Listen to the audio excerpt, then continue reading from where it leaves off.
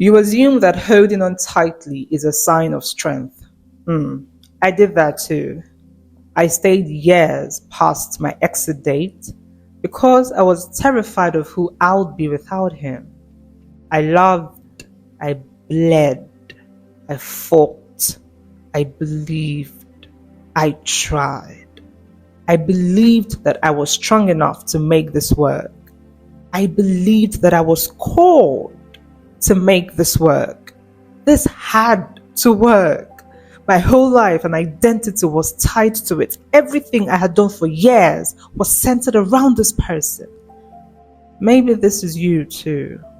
Holding on to control, holding on to people, holding on to outcomes, holding on to identities, holding on to relationships. But true psychological dominance only begins the exact moment you become entirely willing to walk away. The exact moment you become entirely willing to let go. Let go. Let go.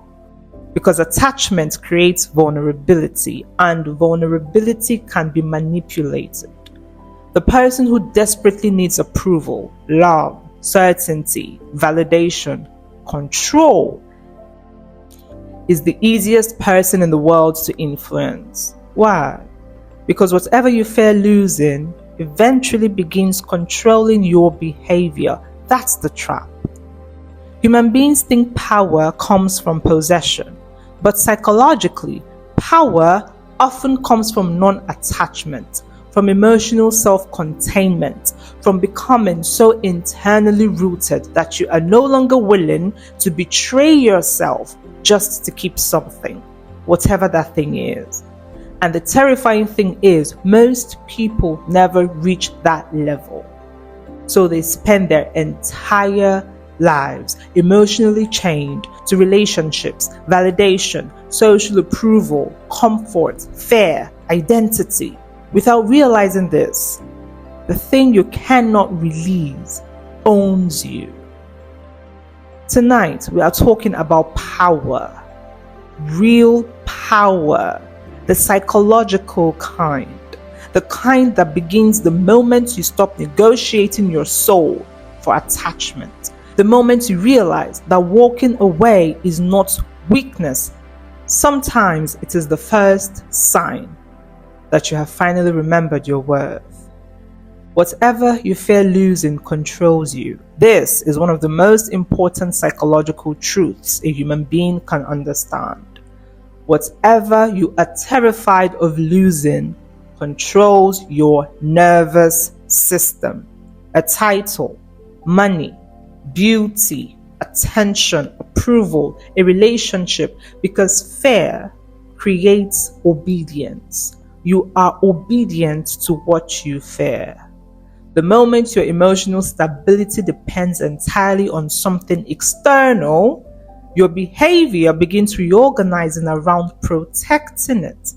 And that is how people gradually and completely abandon themselves. They stay too long, tolerate too much, beg for crumbs, silence themselves, shrink themselves, all because they fear the emotional consequences of release. And most manipulation works through this exact mechanism, not force. The fear of loss, the fear of abandonment, the fear of loneliness, the fear of being unwanted, the fear of uncertainty. So you cling. And the longer you cling, the weaker you get. The longer you cling, the longer you delay taking back your power. What are you currently afraid to lose that may already be controlling your behavior? Human beings are attachment creatures naturally. We bond emotionally for survival. So attachment itself is not weakness at all. But unconscious attachment becomes dangerous when identity fuses with possession. Meaning, I am nothing without this relationship or this person. I am nothing without validation. I am nothing without success. That's when attachment mutates into dependency, and dependency creates psychological vulnerability because now your nervous system becomes externally controlled. Your peace depends on someone else's behavior. Your worth depends on someone else's approval. Your stability depends on circumstances remaining favorable. So you may have all the money in the world, yet that is not power. That is emotional captivity. And many people mistake captivity for love because society romanticizes attachment constantly. But love without self-possession is fear disguised as devotion. This is why people fear walking away. Walking away threatens the identity you've built. That's why it feels terrifying psychologically, because letting go forces confrontation with uncertainty, emptiness, grief, aloneness, and many people would rather remain miserable than face temporary emotional disorientation. Think about how many people stay in dead relationships, inside draining friendships, inside jobs destroying their spirits, inside identities that no longer fit them, not because those things nourish them, but because familiarity feels safer than the unknown. The human brain prefers familiar suffering over uncertain freedom. That is one of the darkest truths about human psychology. People do not only fear pain, they fear identity collapse. And walking away often requires becoming somebody new psychologically. That is why so many people postpone their own liberation. Something fascinating happens to you the moment you truly accept, I can survive losing this. Say that out loud with me. I can survive losing this.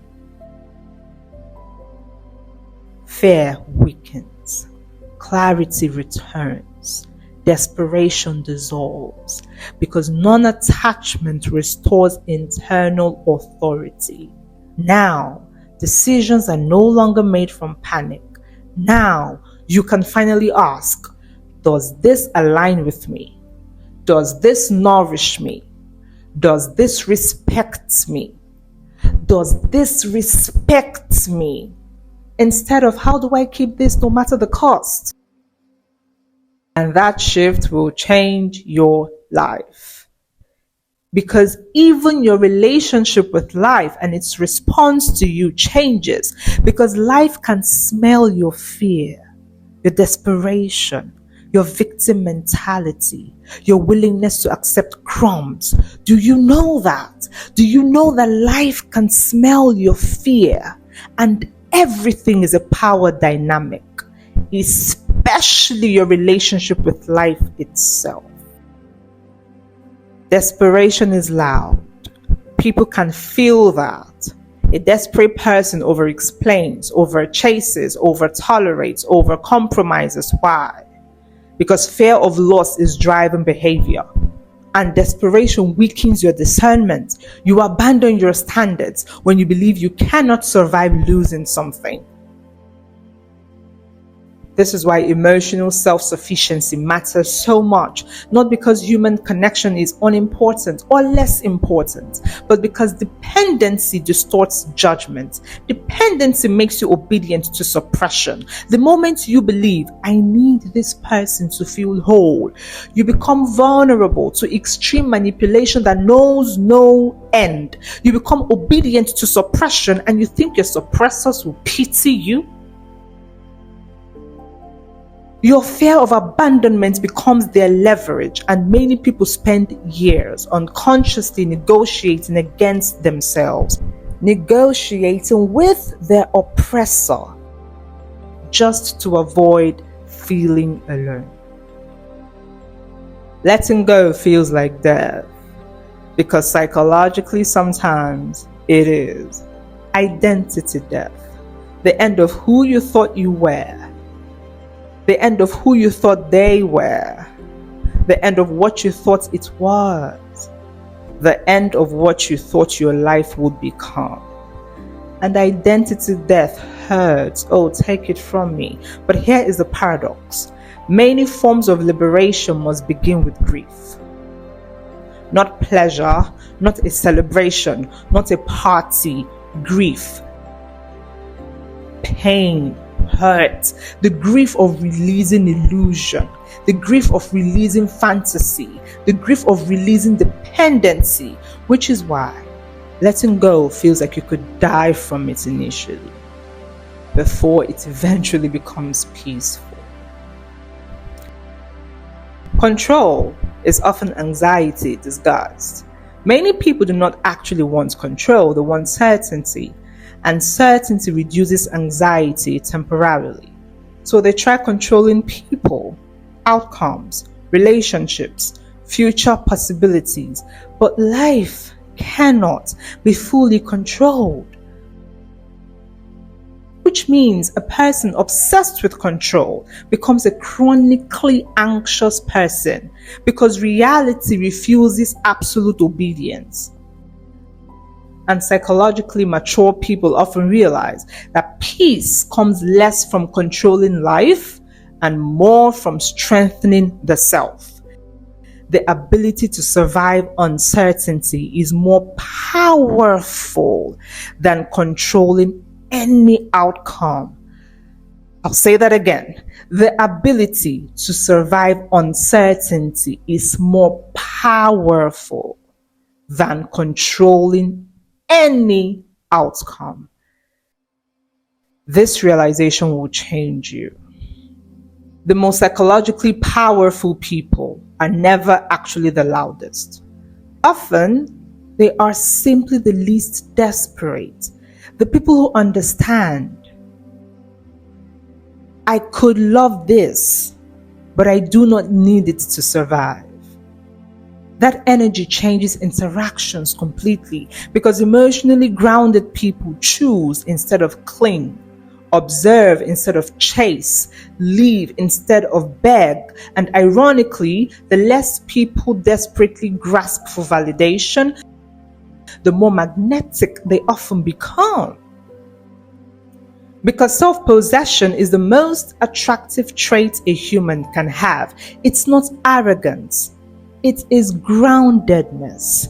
The very quiet confidence of somebody who knows that they can survive loss.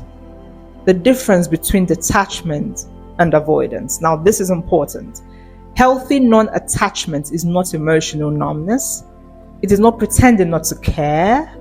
It is not shutting down vulnerability entirely. That is avoidance. Real psychological power is feeling deeply without losing yourself to it. Loving fully and wholly without abandoning your standards. Caring deeply without surrendering your dignity. That balance is maturity. It's the thin line, and very few people achieve it because most people swing between obsession or emotional shutdown, but grounded people learn attachment without self-erasure. There comes a moment in your life where exhaustion finally transforms into clarity. I've had this moment. You realize that you just cannot continue bargaining against yourself to avoid losing people. And that realization changes your standards forever. Now, respect matters more than attention. Peace matters more than validation. Alignment matters more than attachment. And just like that, you stop chasing things that require self-betrayal to maintain. That is power. That is your power. Not dominance over others, but dominance over the fear that once controlled you. Dominance over the fear that you were once obedient to. So who controls you? Look carefully at your fears. Look carefully at what you cannot release. Because many people believe they are choosing freely while actually organizing their entire lives around avoiding loss. And maybe the deepest form of freedom is not becoming emotionless, it is becoming internally stable enough that loss no longer destroys your identity completely. Because the moment you realize, I can survive this loss, fear loses leverage. Now your decisions become clearer, your standards become stronger, your peace becomes less negotiable. And perhaps that is the hidden paradox of power. The people who cling hardest to an identity often feel the weakest internally, while the people most willing to walk away from whatever stays betraying them often possess the deepest psychological freedom. Not because they do not love or desire, but because they finally stopped confusing attachment with identity. And once you stop negotiating your soul for fear of loss, you begin reclaiming yourself, one release at a time, one let go at a time. It has been my pleasure, as always, to sit with you. This has been the Human Mirror. Look closely, you were never invisible. I'll see you in the next reflection. Are you staying in places your spirit has left?